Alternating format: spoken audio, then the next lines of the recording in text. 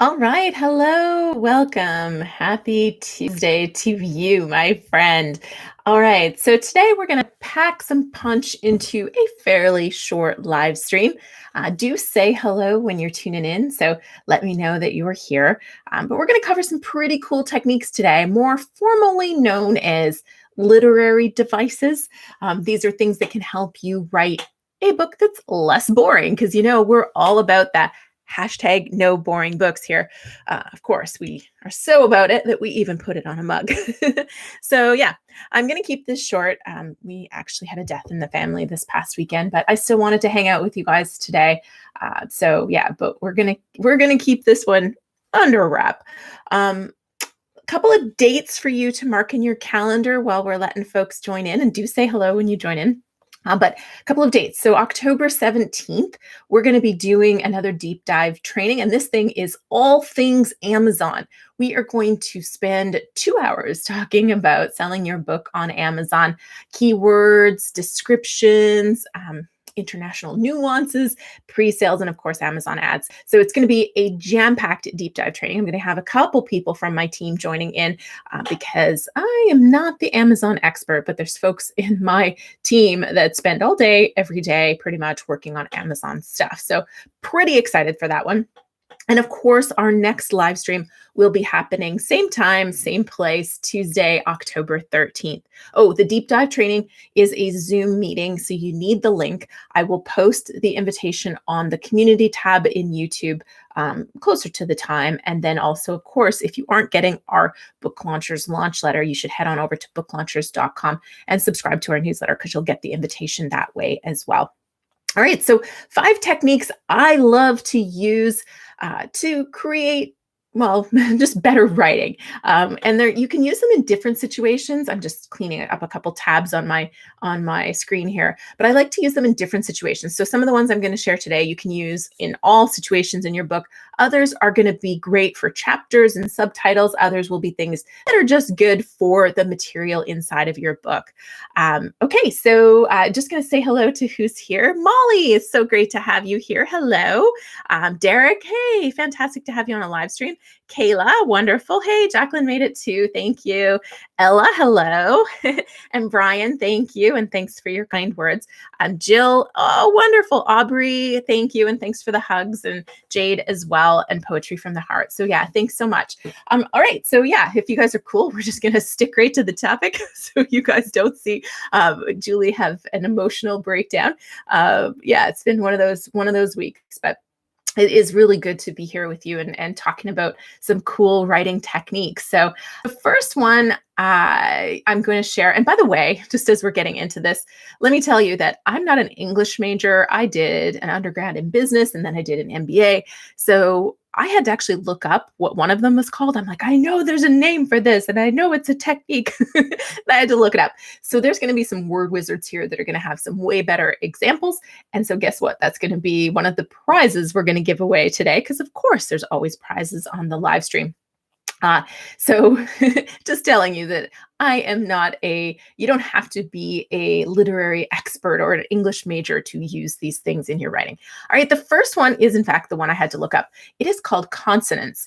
And I didn't know it. I knew it had a name. I just didn't know the name, but it's a cool one because I think when you use consonants in your writing, it creates a flow and a rhythm, and it really keeps the reader engaged. And consonants is when you have a repetition of sounds, throughout a particular word or a phrase. It is kind of like rhyming, but it's just a repetition of sounds. So a couple examples. Let me see. You have to lift it while you shift it. Just making this up. He won't eat much meat. Pitter patter and cheer and beer are or cheers and beers. Those are kind of more common phrases that you may have heard. Those are all examples of consonants. As we're going along, if you've got some cool examples, go ahead and chime in the chat and give me better examples. Those were ones that I just came up with off the top of my head to give you an example of what it is. But using that inside of your writing, but also chapter titles, subtitles, little headers in your book, it can draw attention. But generally speaking, in your writing, it can create that rhythm and that flow that keeps people reading, which is really cool. The second technique is a simile. And there's tons of these techniques, by the way. I just picked my 5 favorite, and I have one also that I think is really overused. So we're going to talk about that one too. But simile is a figure of speech that compares two different things using like or as. This is probably throwing y'all back to English in high school, or maybe even before high school. But I like similes and also metaphors, but I like them because they make your writing more interesting and also really help the reader visualize and imagine and also understand the information. And this is a really great tool in your writing. It also is great in your book descriptions, and it can be used in your subtitles and possibly chapter titles too. So it's got a lot of uses. The movie was shot like Blair Witch Project, but with a storyline more like The Wedding Singer. You can picture both of those things. Or, just rather than just saying he was really hungry, you could say he was as ravenous as a stray dog that hadn't eaten in a week. Or her hair stood up like she'd been struck by lightning, or like she stuck her finger in a light socket. So those are just some examples that will help you as well. All right, let's just see what people are chatting about. Eugene's coming at us from the UK. Hello, so great to have you here. Caesar's joining us for the first time, which is fantastic. Thank you for joining us.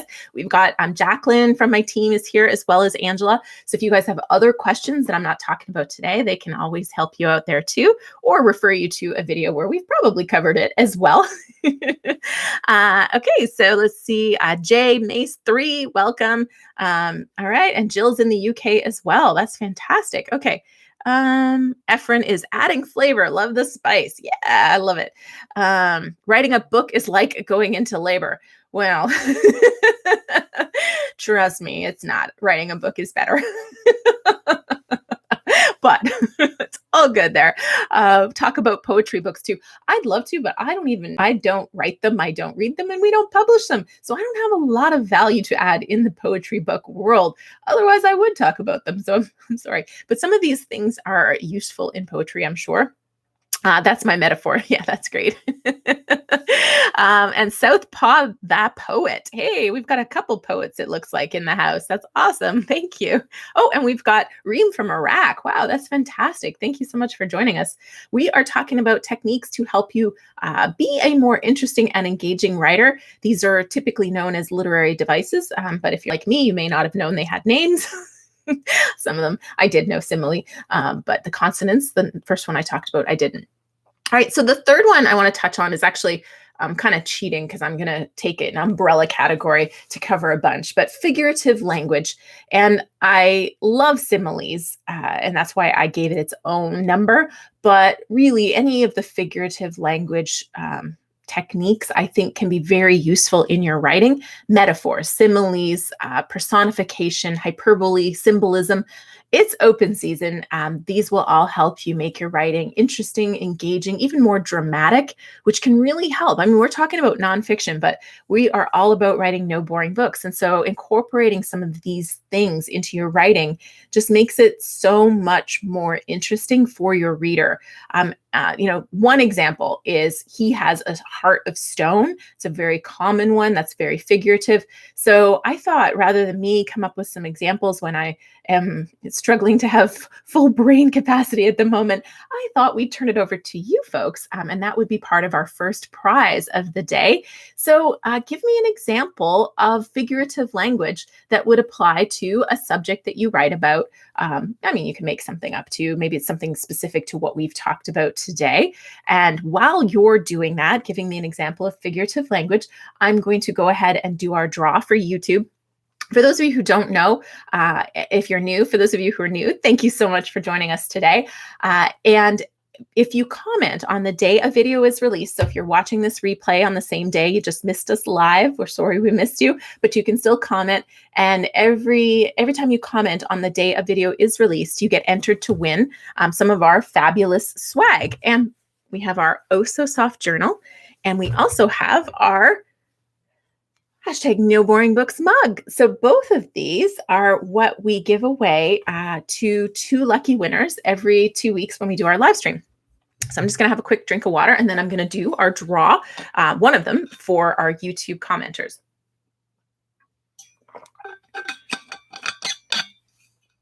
Okay. Okay, so drum roll, please, while you guys are typing away there. Our first YouTube prize winner is, let's see, da da da da, and the winner is, oh, I didn't mean to sound disappointed, but I mean, it's funny actually. So backstory on this. This person commented diligently week after week after week after week, trying to win something. And then it seems like we pick his name every single week. So Kevin 2.0, I actually know he's not on the live stream today.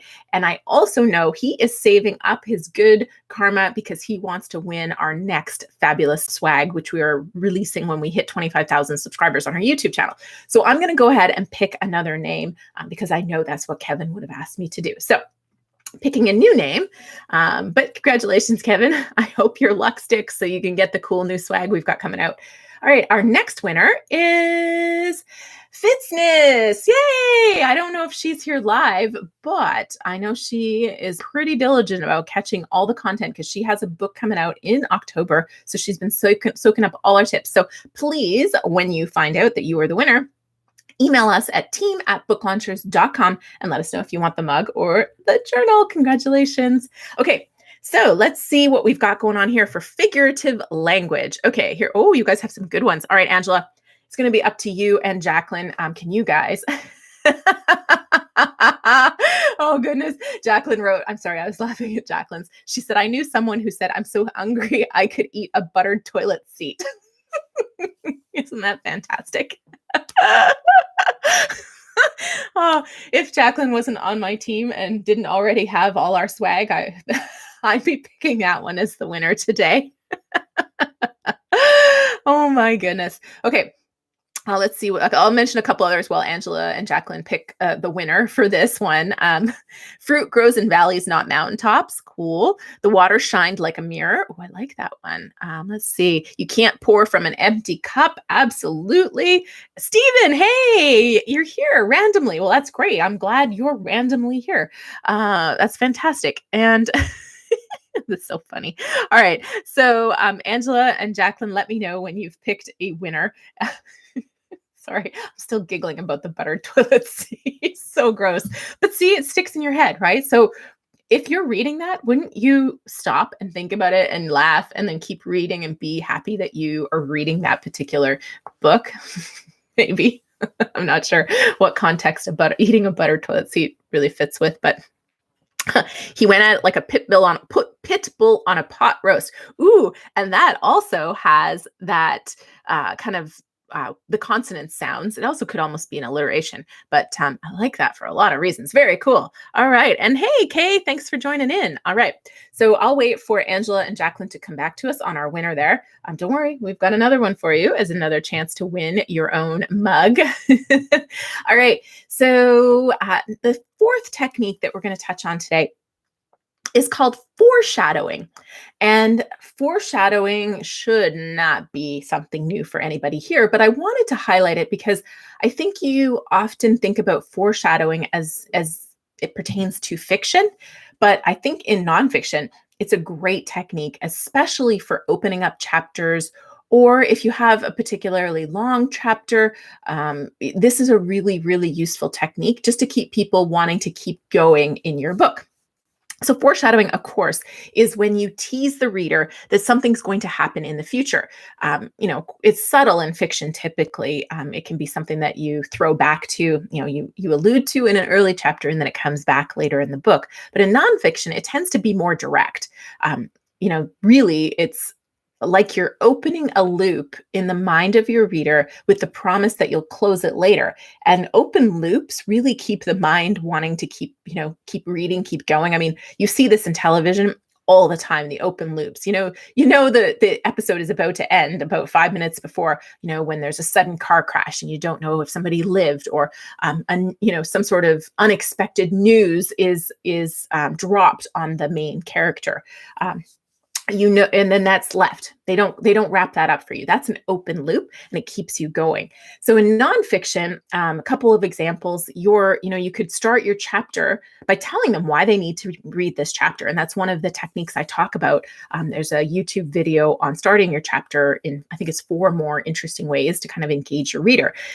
And you can just start your chapter by saying, you are about to learn the single most important step to writing a book that does not bore your reader to tears.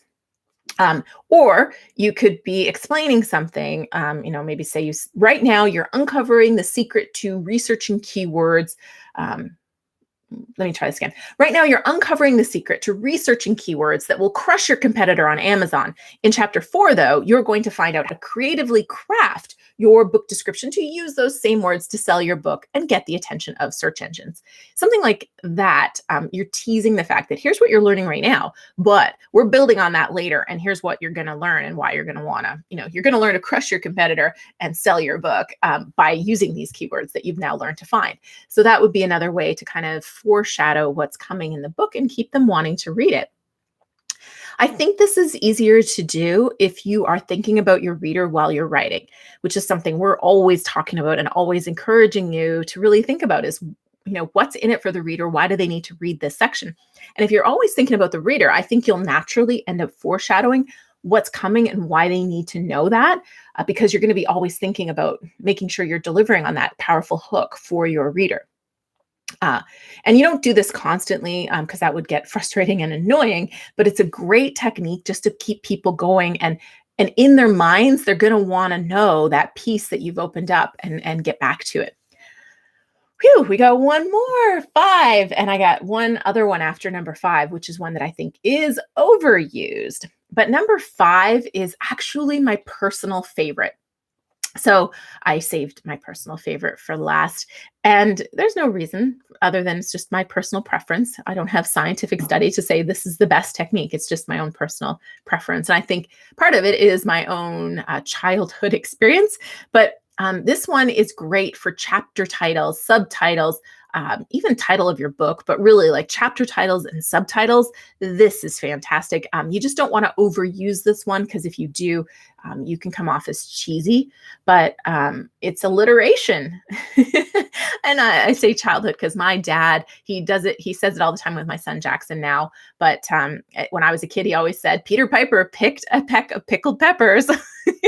And his other one was Susie sells seashells by the seashore. That was his other one that he always did. And so I think that's probably why I have a personal preference for alliteration. But it is an engaging thing. And that's where somebody had just given that example of the pit bull. Sorry, I don't remember who had said it. The pit bull on the pot roast. And see, that one catches you too, right? You get that sound, that repetition sound.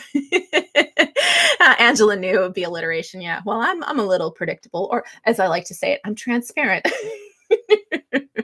Right? So that's not surprising. Love alliteration. See, I'm not the only one. Yay. So let's see. I'll come back to the chat and try and figure out who won in a second. Let me just make sure I've said all I want to say about that. Oh, no, there was one other thing. Let's hear your best alliteration right now. It's got to be original. No copying, Peter Piper, any of those kind of things. And bonus points if you can give me an alliteration that pertains to no boring books. So like the 5 best techniques to beat boring books. So give me your best alliteration attempt around no boring books. I'm going to draw the final YouTube prize, but don't go anywhere. I still have the one that I think is overused. And of course, we're going to do the prizes from the figurative language example as well as this alliteration. So hang on. Let me just go over to my names where they are. Let's do the drum roll. All right, here we go. There was a ton, by the way, of people entered into this draw, by far the best ever. So thank you so much for all your comments lately. You guys make my day and my week. It has been so fun to have so much interaction on every video on Tuesday and Friday, especially the ones where we had Ben Preston and Robert Bell, who took some time to share their best tips with you. There was tons of comments. So thank you so much for that. It means a lot to me. And it really, I think, encourages our other authors to be willing to do those spotlights with me. Okay, so congratulations to Oh my goodness, Kevin McGuire. So thank you, Kevin. I don't know if you're here today. I haven't seen you, but usually Kevin's going to say draw another name as well. So I'm just going to assume that's what he's going to say. And of course, Kevin, if you want some more swag, we'll hook you up. But I think you're probably going to be excited to find out what our new swag is and save your karma for that too. All right, so I'm drawing again. It's the Kevin day, isn't it? Okay, so a new name. All right, MC Room. Rheuame. I'm not sure if you're here live today, but if you're checking out this live stream after the fact, just email us at team@booklaunchers.com. Angela makes a note of the winner, so she'll know that you should be winning a mug or a journal. So just let us know. Make sure you include your mailing address with that. So congratulations, and thank you so much for commenting on the day a video is released. All right, let's see. Okay, so let's see.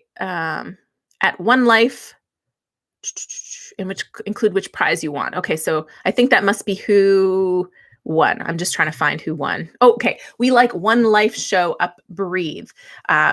What was the, can you post what the winning alliteration was for me, Angela, so I know what that one was? Awesome, you guys. That's great.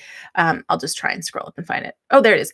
My depression seeped in like drizzle, slowly and drip by tiny drip. Ooh, that is a good one.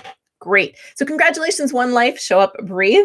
Email us at team@booklaunchers.com and let us know your mailing address and which prize you want. That's awesome. All right, let's see these no boring books. Alliterations. I love alliterations. Ooh, Caesar. That's a winner right off the top. All right. First, Derek has boring books breed bad business. Ooh, this is good. Caesar says boring books bug me. I like that one. Okay. And Jacqueline says now she wants bread. Did I say it wrong? Boring books, bread, bad business? Or is it breed? Bread? Oh dear. Okay. I need a little help there. Very boring books, or very boring books. Books can never be boring. All right. Those were great. Those were really fun. I'm just scrolling down to see if there's any more here. I'm going to go with Caesar, I think, unless Jacqueline and Angela see another one there. I think it's supposed to be breed. It is. Okay. So it's probably supposed to be boring books, breed bad business. That's pretty awesome. Okay. All right. Wasn't me. Whew. I thought, am I embarrassing myself by not knowing how to pronounce words? And then I'm going to try and pull the Canadian card, but then there's probably somebody else here who's Canadian and says, no, that's not how we say it in Canada. Burn boring books. That got dark fast. Good one. All right. You guys are alliteration pros. Those are all my favorite. I do think I'm going to go with Caesar as my winner. So thank you so much, Caesar. Email us at team@booklaunchers.com. But these are all fantastic. Yeah, see, Molly's from Canada, so I can't pull the Canadian card and just say we say bread funny here. All right. Oh, hey, Kelly, I'm so glad you made it. It's great to have you here. Okay, so let's dive into my final one. And Angela will answer you, Caesar. Just look, Angela will type in the email address so you know where to email us to get your prize. All right, so the final one that we're going to touch on today is the one that I think gets overused. Any guesses? What do you guys think might get overused? I mean, there's so many literary devices out there, but there is one that I see in pretty much every book, and some books really go to town using this one all over the place. They use it to start chapters. They use it to start paragraphs. They use it to head up chapters. Speakers at conferences also use this one a lot. And yes, it is not a bad thing. I'm not saying don't use this one. Just saying use it with similes. Probably get overused. Well, similes was actually my number 2 favorite, so they could get overused, but I actually don't think enough people use them. Metaphors, I think there's a lot of metaphors. There's certain metaphors that definitely get overused. No, I'm talking rhetorical questions, my friend. Emojis. Okay. So a rhetorical question, of course, you know what that is. It's a question that's asked for effect. You don't really expect to get an answer. And I mentioned this because I've been to a lot of conferences. I used to be in real estate and go to a lot of financial and real estate conferences. And I can't count the number of times somebody stood up on stage and went, "Do you want to make money?" Something like that. And Of course, we all want to make money. We want money. It's just like, do you want to lose weight? Do you want to be fit? Do you want to be a recognized expert in your industry? Do you want more clients? Do you want me to stop asking questions that I already know the answer to, so I don't really want an answer? So I've seen paragraphs start with like 5 different rhetorical questions. Uh, and ultimately, I think there is value in having a couple of rhetorical questions, but they are really, really overused in nonfiction books. So use them sparingly and only use them when the question is going to have a very strong impact. Otherwise, just deliver the tips because let's face it, we know you want to make money. We know you probably want to have more clients. And we know that you probably want to be a recognized expert in your industry. You want to sell more books, all of those kind of things. So just tell me how to do it. You don't need to ask me, but there is a time and a place for rhetorical questions. But in my personal experience, I would say that rhetorical questions are largely overused when it comes to nonfiction books. Phew. All right, that's what I had for you today. Thank you so much for being here. If you missed the beginning, just a reminder to mark a couple of really important dates in your calendar. October 17th is our next deep dive training. We are talking about all things Amazon on October 17th. It will be a Zoom meeting, so you will need a link to come to that.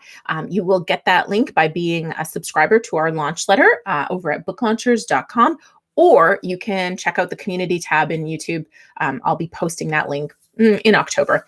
And our next live stream, where we can do this all again with some more fun prizes, will happen on October 13th.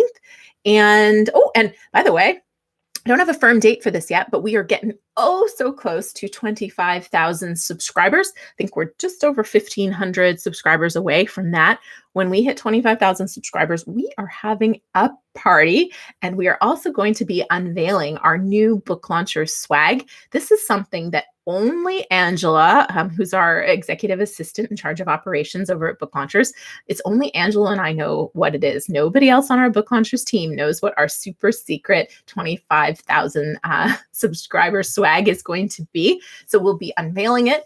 I'll be drawing a couple of names from my YouTube besties list. So, those folks that I give a shout out occasionally and say, thank you for being my bestie, for always commenting on the videos and liking and sharing. So those folks, I'll be drawing from a couple of their names because they've likely won all the swag already. And then we'll also be drawing from a couple of folks who join us for that big live stream party. And of course, there'll be books and other prizes as well, all to celebrate 25,000 subscribers. So if you aren't already subscribed, make sure you do that and tell your friends so we can hit 25,000 subscribers much faster. All right. Thank you again so much for being here today. Yes, and Jacqueline's agreeing with me about the endless rhetorical questions. All right. It was great to see some new faces here. And of course, all of you that always join, I appreciate you so much. We'll see you again in 2 weeks. All right. Bye.